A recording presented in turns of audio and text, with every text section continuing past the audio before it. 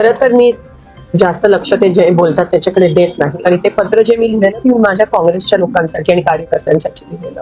आता त्यांनी ते कोणत्या अनुषंगाने वाचलं की ते मूळ काँग्रेसचेच होते म्हणून कदाचित त्यांनी ते पत्र वाचलं असावं. आणि ते संधी साधू आहेत, ते तिथे बीजेपी मध्ये गेले कारण का तिकडे जास्त आमिष बीजेपीने दाखवला. पण ते मूळ मी काँग्रेसच्या माझ्या सगळ्या लोकांना, कार्यकर्त्यांना जे उमेदवार लढले त्यांच्यासाठी ते पत्र होतं. निवडणुका संपलेल्या आहेत, अशा वेळेस निवडणुका संपल्यानंतर जनतेनं कौल दिला की विकासाची कामं त्याच्यापुढे झाली पाहिजे. मला असं नव्हता, अजूनही विरोधकांवरती टीका करण्यातच ते व्यस्त दिसत आहे. त्याच्यावर आपण कसं त्याच्यावरून कळतं की त्यांची संस्कृती काय आहे आणि ते कोणत्या पद्धतीत हे इलेक्शन लढले. आणि मी एवढीच विनंती करते आणि मी वारंवार करते की सोलापूर हे प्रतिष्ठेचं शहर आहे.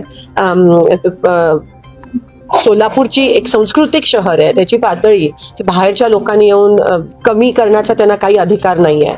आणि त्यांच्याबद्दल मागे जे जे काही झालेलं ते उघड आहे, म्हणून त्याबद्दल मी काही जास्त नाही.